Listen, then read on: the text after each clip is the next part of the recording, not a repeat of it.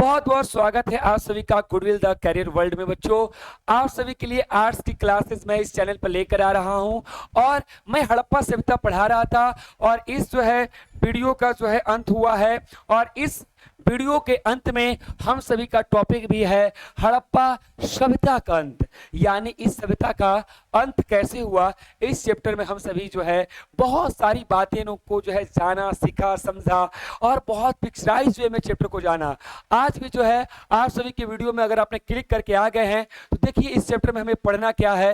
देखिए हम तस्वीर के माध्यम से ये वहां से कौन है, कनिंघम जी हैं और ये कनिंघम को क्या भ्रम होगा, हमारी ये कौन है सर बात करें जॉन मार्शल जी है, इनका क्या योगदान रहा था।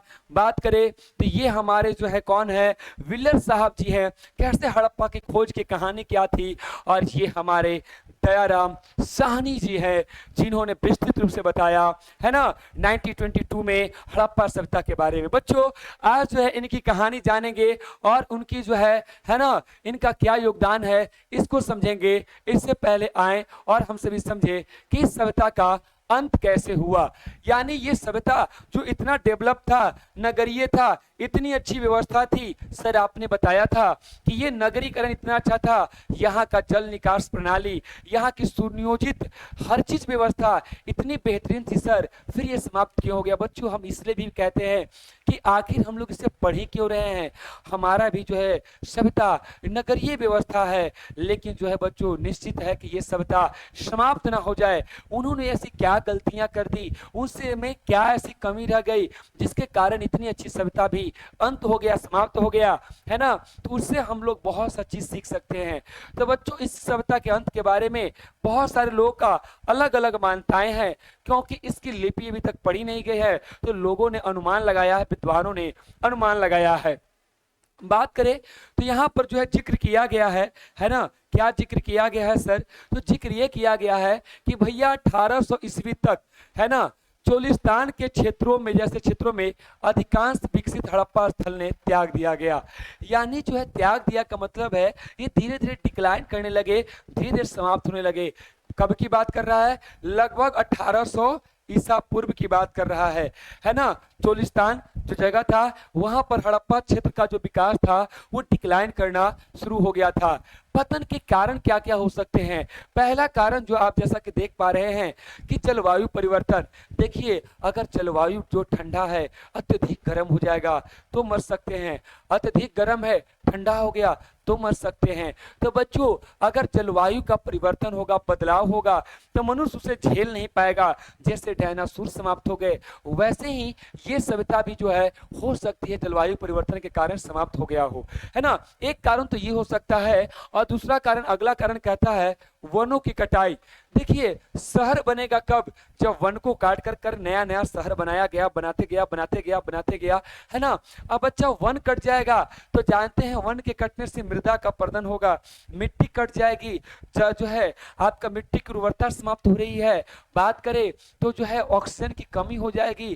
तो हो सकता है ये भी एक कारण हो कि वन सारे कट गए हो, नष्ट हो गए हो, प्रकृति से छेड़छाड़ हुआ और प्रकृति का प्रकोप झेलना पड़ा।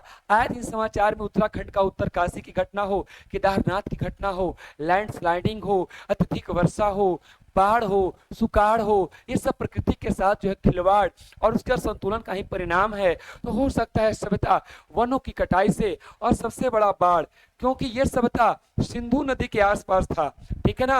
हो सकता है सिंधु नदी का जल स्तर इतना अत्यधिक बढ़ गया हो जिसके कारण यहाँ बात करें तो ये पूरी की पूरी सभ्यता जलमग्न हो गया हो, बाढ़ के है ना चपेट में आ गया हो और ये पूरी की पूरी सभ्यता ही नष्ट हो गई हो, है ना। तो इसे सीखना चाहिए कि हमें इस सभ्यता, जो हम लोग जिस सभ्यता में रह रहे हैं, इससे कैसे बचाएं और भविष्य के लिए भी सुरक्षित रखें और ये सभ्यता समाप्त ना हो। बच्चों बात करें, हो सकता है ये जो सिंधु नदी था और इसकी जो सहायक नदियां थी, ये सारी के सारी नदियां सूख गई हो, ये भी एक कारण हो सकता है। अगर नदी सूख जाएगा तो व्यापार रुक जाएगा, नदी सूख जाएगा तो जल कैसे पियोगे, नदी सूख जाएगा तो खेती कैसे करोगे, और ये तमाम दिक्कतों के कारण ये धीरे धीरे डिक्लाइन कर गया होगा। तो यह भी एक कारण हो सकता है। हो सकता है नदी ने मार्ग बदल दिया होगा। ये जो नदी बह रही है, मार्ग जो है ऐसे गंगा नदी भी ऐसे पूर्व पश्चिम बन रही है, उत्तर दक्षिण बह गया है ना, तो बहुतों लोगों को चपेट में ले आएगी और डुबा कर रख देगी, है ना। तो वैसे ही हो सकता है नदी ने मार्ग बदल दिया हो और तबाही ला दिया हो, या हो सकता है भूमि का अत्यधिक उपयोग, है ना बच्चों। हम सभी भी आज जो है फर्टिलाइजर डालकर तमाम तरह चीज को, भूमि की उर्वरक क्षमता को समाप्त कर रहे हैं, अधिक से अधिक फसल हो, इस लालच ने किसानों के मन में भूमि का बिना परवाह किए मिट्टी की जो है बात करें उसके स्वास्थ्य का, उसके हेल्थ का, सॉइल हेल्थ का ध्यान रखे हुए अत्यधिक अगर उपयोग करेंगे तो मिट्टी की उर्वरकता समाप्त हो जाएगी। और बच्चे मिट्टी की उर्वरकता समाप्त हो जाएगी तो खाने के लिए अन्न कहाँ से मिलेंगे, तो भूखे ही मरना पड़ेगा। तो हो सकता है ये सभ्यता उस कारण भी समाप्त हो गया हो। आगे बात करें तो कई कारण है ना, जिसका हमने जो है जिक्र किया कि हो सकता है जलवायु परिवर्तन हो, वन की कटाई हो, बाढ़ हो, नदियों का सूख जाना हो, मार्ग बदलना हो, या भूमि का अत्यधिक उपयोग हो, है ना। ये सारे कारण हो सकते हैं। ऐसा लगता है कि एक सुदृढ़ एकीकरण का तत्व संभवतः हड़प्पाई राज्य का अंत हो गया, समाप्त हो गया, है ना बच्चों। आज सभी का मैं पूरे वीडियो में, पूरे जो है चैप्टर में बहुत अच्छे से फोटो के माध्यम से, है ना, पिक्चर्स के माध्यम से कॉन्सेप्ट को क्लियर किया है। दीर्घ उत्तरीय प्रश्न आपको लिखने में तकलीफ होती है, लेकिन आप जब पूरे लेक्चर को देख लोगे, निश्चित मैं कहता हूं कि आप दीर्घ उत्तरीय, लघु उत्तरीय बहुत अच्छे से कर पाओगे और एमसीक्यू भी आप सभी का क्लियर होगा, है ना। और बता दें, आप सभी को जिक्र कर रहे थे कि जो है ये भी कि प्रत्येक दिन मैं रात्रि 9:10:15 पर आप सभी के सामने लाइव आता हूं और उस लाइव क्लास में एमसीक्यू करा रहा हूं, जो कि आपका एग्जाम 50% है ना एमसीक्यू पूछता है ना, मल्टीपल चॉइस क्वेश्चन पूछे जाते हैं। तो आप उसमें जरूर जो है ज्वाइन करो और जो है बात करें तो उसमें अपने आंसर को लगाओ और अपने आप को इम्प्रूव करो। और आपको और कौन से सब्जेक्ट के जो हैं वीडियोस चाहिए, कौन सा सब्जेक्ट, कौन सा चैप्टर टफ लग रहा है, उसके लिए मैं वीडियो बनाऊं, आप कमेंट बॉक्स में अवश्य बताना। और नए हो तो चैनल को सब्सक्राइब भी कर देना, लाइक भी कर देना, ताकि और भी दोस्तों लोगों तक जो है ये वीडियो पहुंच सके। बच्चों आगे बढ़ते हैं और अगला टॉपिक जैसा कि हम सभी देख पा रहे हैं, और वो टॉपिक क्या है ना, खोज का इतिहास, है ना। यानी ये जो हड़प्पा सभ्यता का खोजा गया, इतनी सारी जो कहानी पढ़ी, इस कहानी के पीछे जो है ना, इस पर्दे के पीछे वो हीरो कौन थे जिन्होंने इस सभ्यता को खोजा और हमें इतनी बड़ी जो है जानकारी दी, इतनी अच्छी जानकारी दी, आखिर वो कौन थे, है ना। जैसा कि आप तस्वीर यहाँ पर देख रहे हैं, है ना, ये हमारे तस्वीर में जो है जनरल कनिंघम जी हैं। कौन है? जनरल कनिंघम जी हैं। एकदम बुलंद तस्वीर आप जो है देख पा रहे हैं। बच्चों कनिंघम जी के बारे में लिखा गया है, इन्हें भ्रम था। एक्चुअली क्या है कि कनिंघम जी को भी इतिहास से बड़ा मजा आता था और इन्होंने जो है भारतीय इतिहास का जो जिक्र किया, क्योंकि जो है इन्होंने यहाँ के पढ़े बौद्ध साहित्य, क्या पढ़ा? बौद्ध साहित्य को जो है पढ़ा, बौद्ध साहित्य को पढ़ा। और बच्चों अगर जो बौद्ध साहित्य को पढ़ा तो इन्होंने अनुमान लगाया कि भारत में जो नगरीय व्यवस्था आई होगी, है ना, वो कब आया होगा, यानी जो महाजनपद काल है ना, उस समय आया होगा, है ना। इसके पहले तो वैदिक, है ना, वैदिक काल था और वैदिक काल तो ग्रामीण सभ्यता था। यानी इन्होंने अनुमान लगाया था कि लगभग 600 ईसा पूर्व, है ना, 600 ईसा पूर्व के आसपास, है ना, ये नगरीय व्यवस्था भारत में स्थापित हुई होगी। तो जब खुदाई हुआ तो इनको बहुत सारे सामान ऐसे मिले जो बहुत पुराने थे, यानी 600 ईसा पूर्व के पहले के थे। तो इन्होंने सोचा कि भाई भारत का तो इतिहास, यानी जो नगरीय व्यवस्था है यहाँ का जो है अच्छी तरह से जो है विकास जो हुआ है 600 ईसा पूर्व के आसपास हुआ है, बुद्ध काल में हुआ है। क्योंकि इनकी जो रिसर्च था, है ना, वे जो है वेन सॉन्ग, है ना, वेन सॉन्ग का जो है उनके जो है साहित्य पर जो है आधारित था और बौद्ध साहित्य जो है 600 ईसा पूर्व के आसपास की कहानी बताता है। तो बच्चों इनको ये भ्रम लगा कि ये हड़प्पा सभ्यता का सामान इनको मिल रहा था, लेकिन उसका अनुमान नहीं लगा पाए और सोचे कि हो सकता किसी विदेश का जो है ये सामान होगा, क्योंकि इनको लगता था कि ये तो मात्र इसका भारत का इतिहास 600 साल पहले है ना। तो इसको जो है समझने में हड़प्पा सभ्यता की जो है अगर बारे में उनकी समझ उस समय हो जाती और ये अनुमान लगा पाते कि हो सकता है भारत का इतिहास और पुराना हो सकता है, इसकी जो है जिक्र जो है, यानी इसकी जो है बात करें जैसे मिस्र की सभ्यता, मेसोपोटामिया की सभ्यता है ना, उसी की तरह पुरानी सभ्यता यहाँ पे भी हो सकता है ना, लेकिन इन्होंने अनुमान लगाने में गलती कर दी। इसी बात को कहा जाता है कनिंघम का भ्रम। यानी भारतीय पुरातात्विक सर्वेक्षण के पहले डायरेक्टर जनरल, ये ऑब्जेक्टिव के तौर पे याद कर लेना कि भारतीय पुरातत्व इंडियन आर्कोलॉजिस्ट है ना सर्वे के जो है पहले जो है डायरेक्टर जनरल कौन थे, तो अलेक्जेंडर कनिंघम थे। और हड़प्पा के महत्व को समझने में क्या हो गई, इनसे चूक हो गई, है ना। यानी ये जो है चूक गए, ये जो है अच्छे से जो एक्सप्लेन नहीं कर पाए, है ना बच्चों। आपको ये बात समझ में आ रहा है। इसके बाद जो जनरल बने जिनकी यहाँ पे तस्वीर लगी है, ये हैं सर जॉन मार्शल। कौन है बच्चों, सर जॉन मार्शल जी का ये तस्वीर आप देख पा रहे हैं। तो बात करें तो 1924 में ये भारतीय पुरातत्व, जैसे तस्वीर एक बार पुनः आपसे भी देख ले, तो जो है बात करें 1924 में, है ना, सर जॉन मार्शल जी जो है ना 1924 में जो है बात करें तो 1924 में जो है इन्होंने, है ना, ये डायरेक्टर जो है जनरल बने। और इन्होंने ही पूरी दुनिया के सामने जो है सिंधु सभ्यता, है ना, बात करें तो पूरी दुनिया के सामने जो है सिंधु सभ्यता का जो है के बारे में जो है सिंधु सभ्यता घटना के बारे में जो है खोज की घोषणा की। और इन्होंने बताया कि आज से बहुत साल पहले जो है बात करें तो एक सभ्यता थी जो कि मिस्र और मेसोपोटामिया कहीं समकालीन थी, यानी उसी के काल के उसी के जो है समय में थी, और ये नगरीय सभ्यता थी। तो ये बताने वाले सर जॉन मार्शल थे। इन्हीं के नेतृत्व में बात करें तो हमारे, है ना, दयाराम साहनी, कौन, दयाराम, है ना, साहनी जी ने, है ना, खोज किया था किसका, हड़प्पा का। और हड़प्पा जो है पहला जगह था जहां पर खुदाई हुआ था, इसलिए इसका खोज कब किए थे, 1921 में किए थे। इसलिए इसका नाम क्या पड़ा, हड़प्पा सभ्यता पड़ा था। हमने पहले भी बताया था और ये भी बताया था ये सभ्यता सिंधु नदी के किनारे था, इसलिए सभ्यता को हम लोग सिंधु घाटी की सभ्यता भी कहते हैं। बच्चों बात करें तो 1922 में जो है ना, बात करें तो एक और जो है आपका सिंधु घाटी सभ्यता के नगर का पता चला था, है ना, और वो नगर था मोहनजोदड़ो। कौन सा जगह था, मोहनजोदड़ो जो है एक और जगह था जिसके बारे में जो है चर्चा किया जाता है। मोहनजोदड़ो की खोज राखल दास बनर्जी ने किया था। किसने किया था, राखल दास, है ना, बनर्जी ने जो है किया था। तो बच्चों आप सभी जो है इसको भी फैक्ट के तौर पे याद कर लेना, है ना। जॉन मार्शल के नेतृत्व में दयाराम साहनी ने जो है खोज किया और दुनिया के सामने जो है एक बेहतरीन और रहस्यमयी और एक नगरीय जो है ना सभ्यता का जो है बारे में घोषणा किया था, है ना। इनकी जो एक और बात बड़ा इंपॉर्टेंट है, जॉन मार्शल के बारे में और बता दे तो इन्होंने जो है खुदाई कैसे की थी। तो बात करें तो लोग जो है दो तरह से खुदाई करता है। एक तो जो है गहराई के अनुसार, मतलब यहाँ पर अंदर अंदर अंदर अंदर अंदर अंदर अंदर अंदर अंदर, यानी मान लीजिए अगर जमीन पर इस तरह से जमीन है तो इसकी खुदाई कर कर अंदर करते गए तो मिट्टी दर मिट्टी पता चलते जाता है कि अंदर के और पुराना सामान मिलते जाएगा, पहले का सामान मिलते जाएगा, तो ये पता चल जाएगा। लेकिन बच्चों ये कहाँ तक फैला है इसकी पता करने के लिए बात करें तो खुदाई जो है ना, खुदाई जो है दो तरह से किया जाता है। एक खुदाई जो है बात करें तो लंबवत किया जाता है। कैसे किया जाता है, लंबवत यानी परपेंडिकुलर। और एक खुदाई जो होता है आपका क्षैतिज होता है। कैसे होता है, क्षैतिज होता है, यानी हॉरिजेंटल, यानी ऐसे।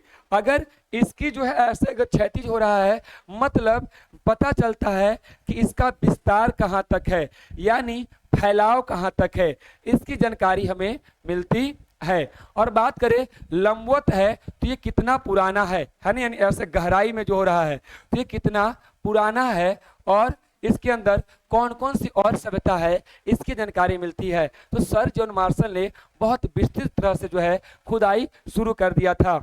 और बात करें तो इन्होंने जो एक और काम किया था, सैनिकों का भी प्रयोग किया था, लेकिन सैनिकों को अनुशासन में रखते हुए, क्योंकि सैनिक बिल्कुल अनुशासित होते हैं, डिसिप्लिन होते हैं, एनर्जेटिक होते हैं और जो ऑर्डर दिया जाता है उसे फॉलो करते हैं।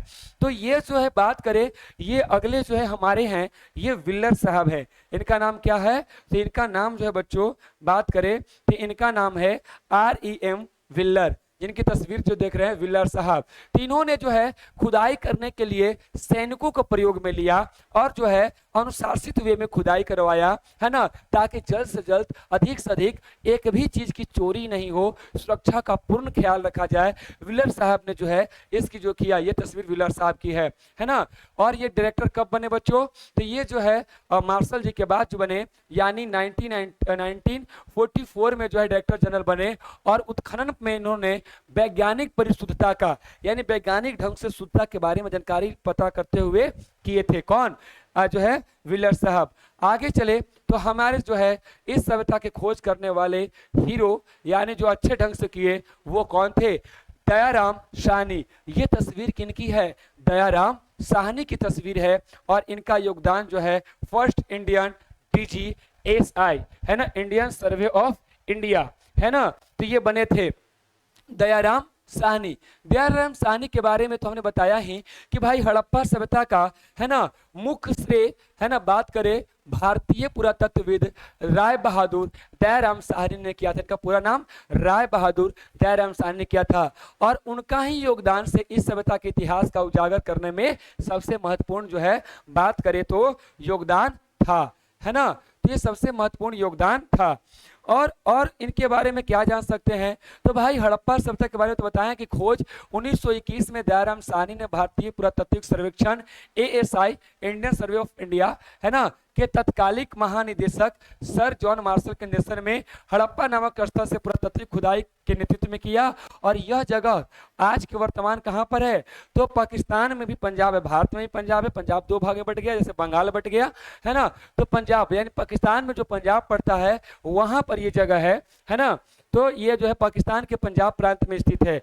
बात करें तो हड़प्पा एक नई सभ्यता का अनावरण, जैसे कि जो एक नया लोगों को जानकारी मिला कि साहनी की खुदाई से पहले इस क्षेत्र में मिली कुछ मोहरों को समझा नहीं जा सकता था, लेकिन उनकी व्यवस्थित खुदाई ने यह प्रमाणित कर दिया कि यह केवल एक टीला नहीं बल्कि एक प्राचीन और अत्यंत विकसित शहरी सभ्यता का अवशेष है। यानी ऐसा नहीं कि कुछ भी था, ये बिल्कुल डेवलप शहर था, बिल्कुल मेसोपोटामिया की तरह और बिल्कुल मिस्र की सभ्यता की तरह, है ना। और आगे कहता है क्या? ऐतिहासिक महत्व की बात करें तो यह खोज जो है एक युगांतरिक घटना थी। इसने भारतीय इतिहास के लगभग 2000 साल पीछे ढकेल दिया। जैसे कि हमने बताया था कि अलेक्जेंडर कनिंघम मानते थे कि भारत का इतिहास जो है मात्र 600 ईसा पूर्व, यानी आज से 600 साल, जो 600 ईसा पूर्व, ईसा मसीह के 600 साल पहले का ही मानते थे, है ना। लेकिन जब इसकी खुदाई हुई और कार्बन डेटिंग से पता किया गया तो कहा गया कि नहीं भैया 2000 साल और पहले चल जाओ, यानी 2600 ईसा पूर्व, है ना, 2600 ईसा पूर्व की बात कर रहे हैं, है ना। तो इसका जो है 2600 से 1900, है ना, हमने पढ़ा भी है, आपको बताया भी है कि 1900 ईसा पूर्व के जो है आसपास का जो है, और पीछे धकेल दिया। इससे पहले वैदिक सभ्यता के को ही भारत का सबसे प्राचीन सभ्यता माना जाता था, बताया था ना, वैदिक सभ्यता, और उसके बाद महाजनपद, है ना, तो ये होता था। नामकरण का आधार, चूंकि हड़प्पा सभ्यता इस विशाल सभ्यता के खोज किया गया पहला स्थल था, इसलिए इसकी पूरी सभ्यता का नाम हड़प्पा सभ्यता का नाम कर दिया, इसको उन्हें बता ही दिया।